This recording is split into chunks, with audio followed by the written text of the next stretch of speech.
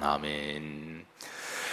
사랑하는 성도 여러분, 성금요일입니다. 성금요일에 하나님의 은혜와 경건한 신앙이 여러 성도님들 마음 가운데 함께 하시기를 주의 이름으로 축복합니다.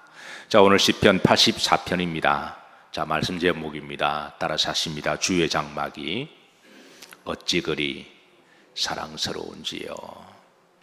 이 시인의 고백이, 이 믿음이 여러 성도님들의 믿음이 되시기를 주의 이름으로 축복합니다. 1절 보십시다. 1절 이 말씀은 여러분 좀 다 우리가 가슴에 새겼으면 좋겠습니다. 따라서 하십니다. 만군의 여호와여, 주의 장막이 어찌 그리 사랑스러운지요. 마치 깊은 사랑에 빠진 연인이 이제 그 사랑의 세레나데를 고백을 하는 것과 같습니다. 굉장히 시적이기도 하고 또 영성이 묻어나는 한 구절이지만 이 시인이 얼마나 하나님의 성전을 사랑하고 사모하는지 잘 묻어나 있는데요. 주의 장막을 사랑한다고 하는 것은 다른 말로 하나님을 사랑한다는 고백과 같은 거죠. 이 건물 자체를 사랑하는 의미가 아니라 성전은 하나님의 집이기에, 또 하나님의 영이 머무시는 곳이기에, 또 하나님께 신령과 진정으로 예배하는 곳이기에, 또 성전은 이 세상에서 가장 거룩한 곳이기에, 성전은 또 우리가 앞으로 가야 할 본향을 상징하는 하나님의 집이기에, 성전은 하나님의 영이 머무시는 곳이기에, 그래서 이 시인은 여호와의 장막을 어찌 그리 사랑하는지, 내 영혼이 여호와의 궁정을 사모하여 쇠약하며 내 마음과 육체가 살아계신 여호와께 부르짖나이다 라고 그의 고백과 그의 마음은 계속 이어집니다. 사랑하는 성도 여러분, 우리 성도들은 한평생 이 땅에 살아가면서 성전의 복이 있어야 됩니다. 제가 늘 강조하듯이 성도는 성전의 복이 있어야 돼요.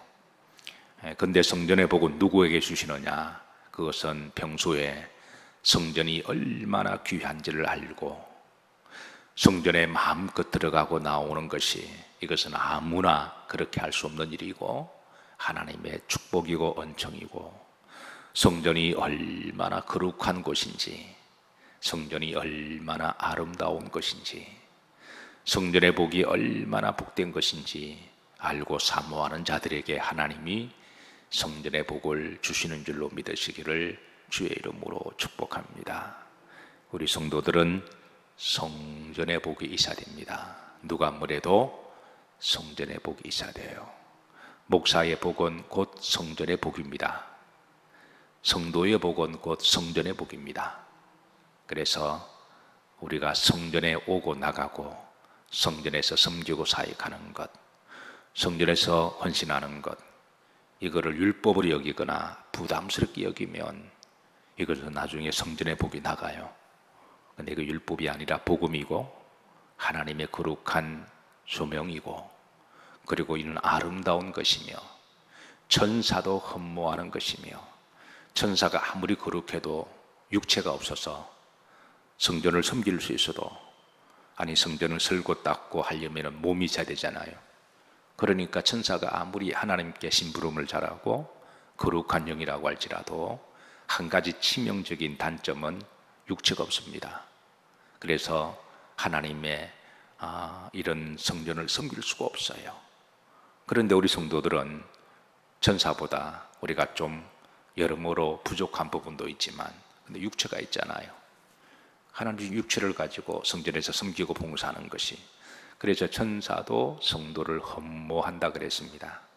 왜냐하면 육체로 하나님을 찬양하고 섬기고 봉사하고 일할 수가 있으니까. 그래서 이 비밀을 일치가 하셔서 우리 몸이 하나님 의의 병기가 되어서 우리가 살아있는 동안에 하나님이 우리에게 생명과 시간을 주시는 그것도 기회입니다. 그것도 기회를 주셨을 때 이 기회를 하나님의 성전을 사모하시고 또 성전을 사랑하셔서 또 잘 섬기시기를 주의 이름으로 축복합니다. 자, 시편 84편은 저자는 고라의 자손입니다. 1절 괄호 안에 보면 이제 고라의 시라고 되어 있는데, 정확하게 말하면 고라가 아니라 고라의 누구의 시?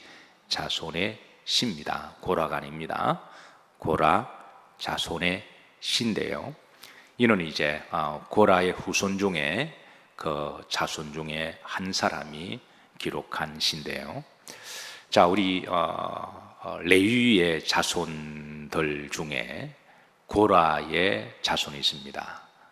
이 고라 레위의 세 아들이 있는데, 하나님은 레위 지파를 특별히 택하시고 그 레위 지파에게는 다른 지분을 주지 아니하시고, 다른 지파들은 다 지분을 주었어요.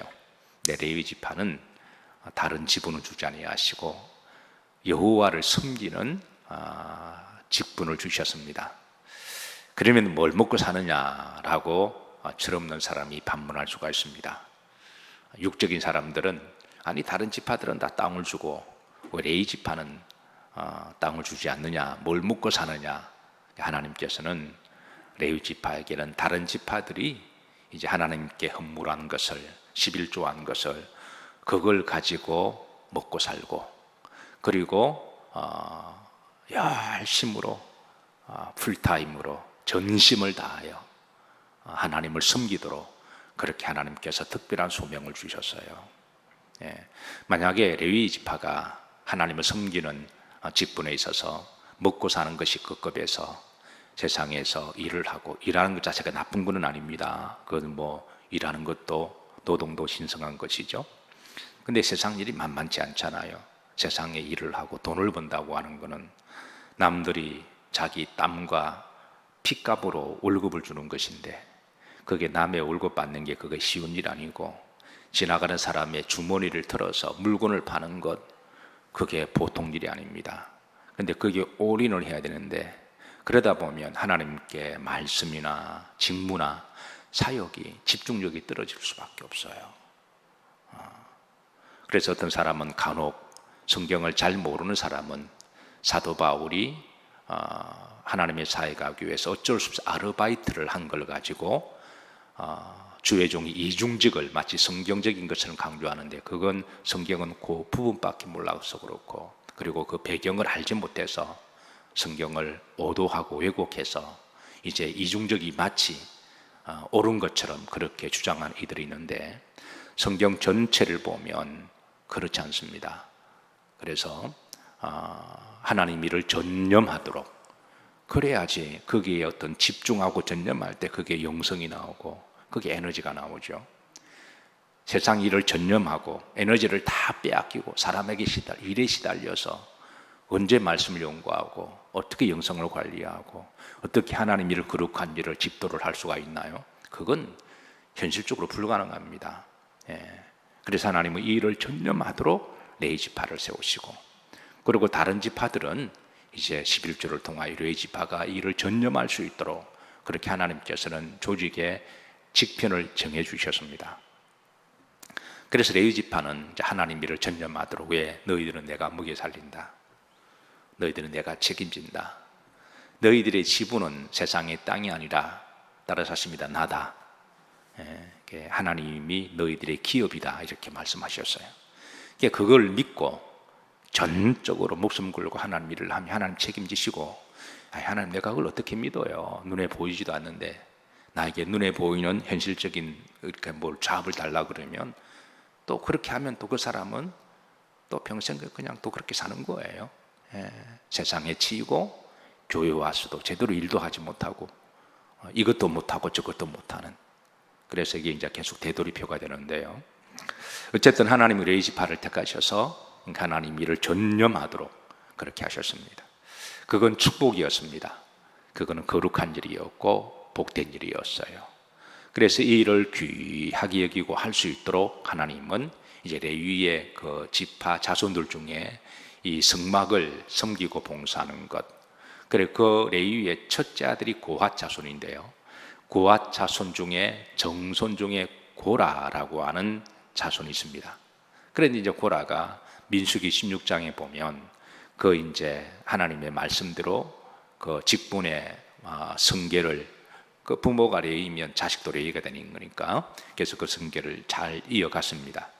그런데 이 레위 지파의 직분은 크게 세 가지입니다. 첫 번째는 주의 종 제사장을 도와서 하나님께 예배드리는 일에 전념하고, 그리고 하나님께 예배드리는 일에 어려움이 없도록 돕는 동력의 사명을 주셨습니다.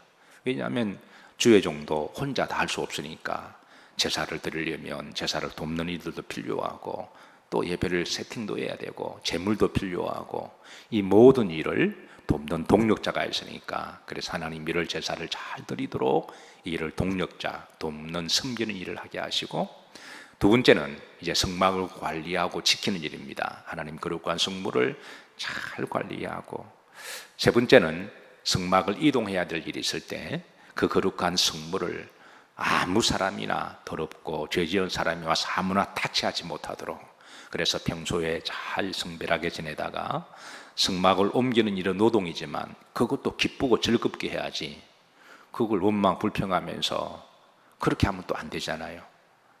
그래서 다른 노동은 하지 않도록 하고, 성막을 옮길 때는 이제 그 노동 힘을 모아서 기쁘고 즐겁게 그 일을 전념하도록 하나님이 이 직분을 주셨습니다. 요것만 잘하면 다 사십니다. 내가 책임진다. 하나님 내가 책임진다 그러셨어요. 그래서 이 직분을 이제 레위 자손들에게 맡겨주시는데, 그런데 이게 참 사람 마음이 이상한 거죠.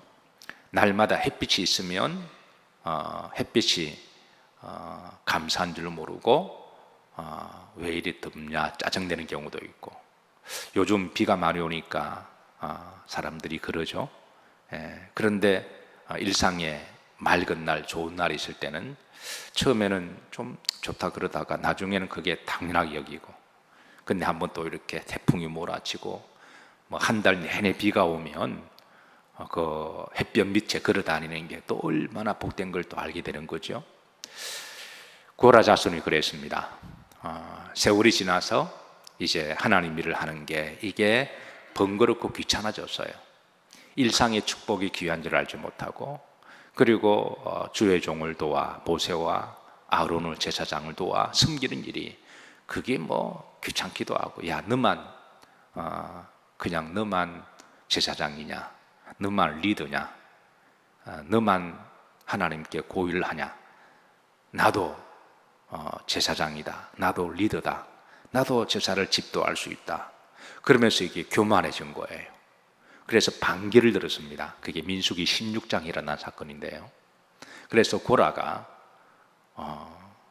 그리고 영적으로 주신 직분을 감사하지 못하고, 그래서 특권을 누리고 싶어서 그래서 반기를 들었습니다.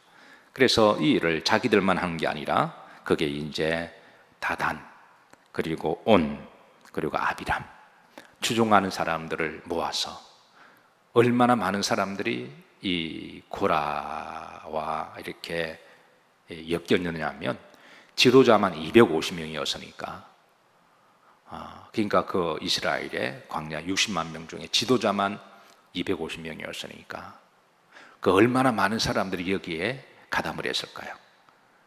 그래서 근데 하나님 이를 지켜보시다가 하나님이 이제 불로 심판하셨는데, 그때 가담자 250명을 하나님이 불로 다 심판해 버리십니다. 이 사건 이후로 말미암아 이제 주동했던 고라 자손은 불신앙과 반역의 대명사가 돼요. 그래서 모세가 이제 하나님이 250명을 불로 심판하신 이후에 모세가 이 일을 이제 신앙적으로 수습을 해야 되잖아요.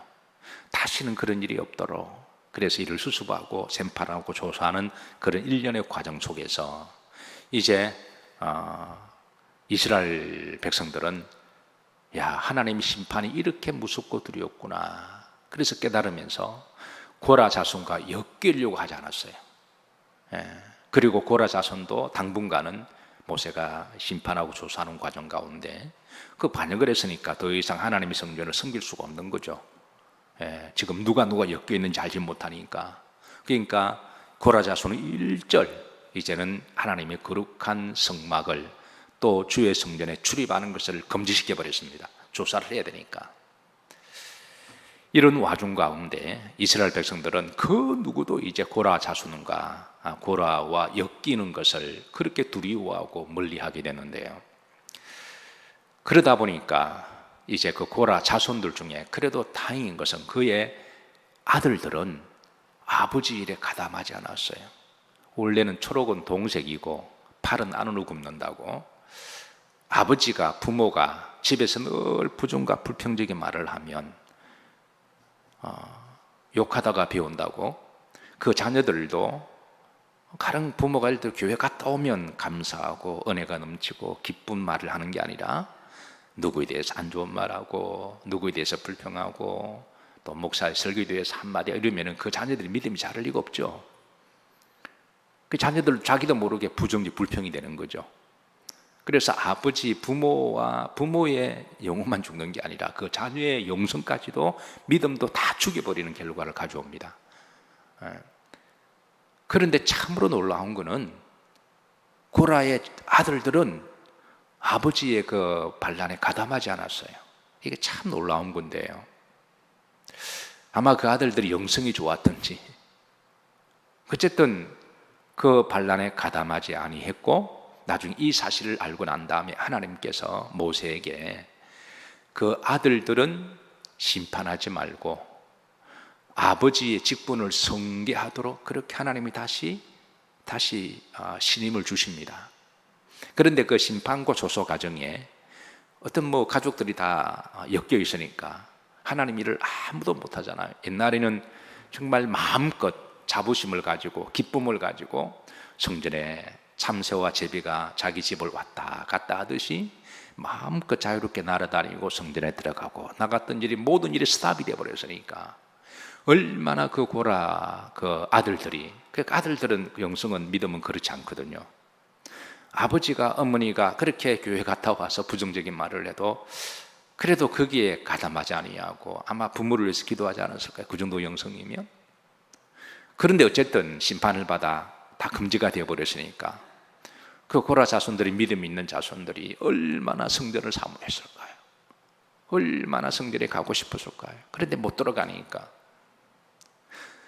그래서 나중에 이 모든 과정이 다 끝나고 다시 그들의 사역이 회복되었을 때, 그때 고라 자손이 그 배경을 기록한 오늘 본문의 말씀이 그렇습니다. 그래서 오늘 절에 보면 만군의 여호와여, 만군의 여호와라고 하는 것은 하나님께서 모든 것을 다 심판하시고 전능하신 고백이죠. 주의 장막이 어찌 그리 사랑스러운지요.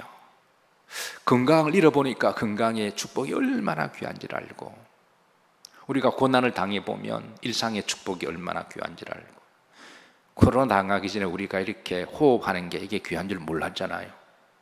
마스크 쓸 때마다 좀 빨리 벗어버렸으면 좋겠다. 특히 호흡기 기관의 계통이 좀 안 좋은 분들은요, 숨이 턱턱 막히고 사람과 페이스 투 페이스로 얼굴을 보고 이야기해야 되는데 이게 허연 것 갖다 쓰고 이렇게 이게 잃어버리기 전까지는 얼마나 그게 귀한 것인지, 그 중에 성전이 얼마나 귀하고 복된 것인지,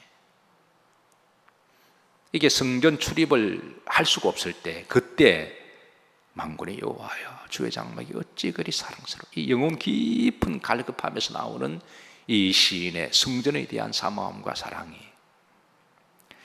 오늘 우리 그리스도인들이 가져야 될 성전 사랑인 줄로 믿으시기를 주의 이름으로 축복합니다. 나라가 힘들 때 애국 시민들은 말만 하면 나라 사랑 그래요. 근데 나라 사랑도 맞는 말이지만 우리 성도들은 교회 사랑 해야 됩니다. 교회 사랑이 곧 하나님의 사랑이니까, 하나님의 집이니까. 이 시인의 성전에 대한 사랑은 2절로 이어집니다.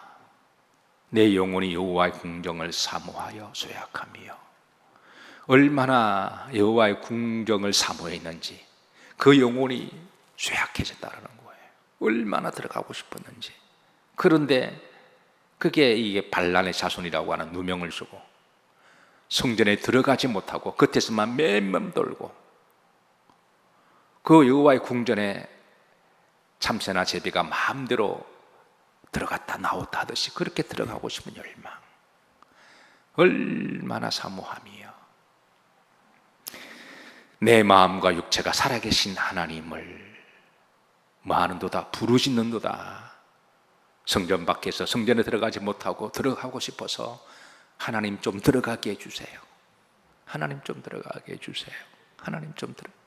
이 시인의 이 고백이 그 영혼의 간절함이 묻어있어 하나님은 그 믿음을 보시고 나중에 그 자손들에게는 그래 다시 거룩한 직분을 회복하여 주시고, 그리고 정말 영혼과 마음과 육체를 다하여 이제는 이 직분을 빼앗기지 아니하고 귀하게 여기면서 목숨 걸고 지키는 그 직분을 이어가게 돼요. 그래서 오늘 본 시의 저자는 고라가 아니라 고라 자손의 시입니다. 헷갈리면 안 돼요. 고라 자손의 시입니다. 그리고 고라 자손들은 아버지 고라의 반역과 불신앙을 나중에 그 자손들을 회복해요. 그래서 고라라는 말은 입에 담기도 싫은 반역의 대명사가 되었지만 그 자손들이 이를 회복함으로 나중에는 다윗 시대에 가서는 고라 자손은 다시 신앙의 명문 가정으로, 신앙의 명문 가정으로 그렇게 또 대명사가 됩니다. 자, 2절 말씀, 나의 신앙 고백으로, 나의 사랑의 고백으로 나의 믿음이 되기를 다 같이 합독합니다. 내 영혼이 여호와의 궁정을 사모하여 소약하며 내 마음과 육체가 살아계신 하나님께 마나이다 부르짖나이다. 마치 사랑하는 연인이 상사병에 걸려서 성전에 일한 그 사랑의 고백이 묻어나 있죠. 오늘 1절과 2절 말씀은 여러분 좀 마음에 새기시고 여러분의 노래가 되시고 여러분의 기도가 되기를 주의 이름으로 축복합니다. 만군의 여호와여, 주의 장막이 어찌 그리 만지요 사랑스러운지요. 어찌 그리 거룩하고 아름답고 사랑스러운지요. 내 영혼이 여호와의 궁정을 사모하여 뭐하며 소약하며 내 마음과 육체가 살아계신 하나님께 부르시나이다. 그리고 3절로 그의 마음은 또 이어집니다. 3절 합독합니다. 나의 왕 나의 하나님 만군의 여호와여, 주의 제단에서 참새도 제 집을 얻고 제비도 새끼를 둘 보금자를 얻었나이다. 이게 무슨 말이냐면 그 옛날에 이 집들마다 처마가 있잖아요. 그 처마에 보면 꼭 새들이나 제비들이 그게 처마 밑에 집을 짓고 그게 왔다 갔다 날아 들어오고 날아가고 거기에 또 둥지를 틀고 거기서 쉬기도 하고 그리고 거기서 새끼도 놓기도 하고, 그 이런 모습을 고라 자손이 성전에서 사역을 하지 못하고 성전 주변에 뱀뱀 돌고 있을 때, 근데 또 이 제비와 참새는 이스라엘의 가장 하찮은 미천한 동물로 여겼거든요. 힘없고 인약하고 뭐 독수리도 아니고 그러니까 힘없고 인약한.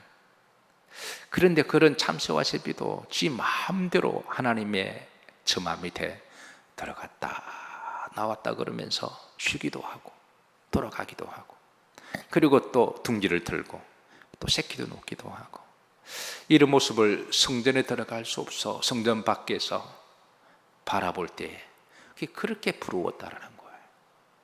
그래도 하나님의 성전에 열심히 섬겼을 때는, 반역하기 전에는 그래도 고라 그 자손들 고라를 비롯해서 육체적으로 힘든 일이기는 하지만 그래도 성전에 마음껏 들어갔다 나올 수 있는 게 복이었고, 그리고 또 주의 종을 도와 제사를 돕는 일은 거룩한 일이었고, 또 하나님의 성막을 옮길 때 육체적으로 땀도 흘리기도 하지만 그리고 그건 거룩한 노동이니까, 그리고 또 그걸 잘하게 되면은 또 교회를 사랑하는 사람들로부터 또 존경도 받고 사랑도 받고, 하다못해 밥이라도 한 끼 또 식사 대접도 받고, 밥이 문제가 아니라 그런 그 마음의 표현인 거죠.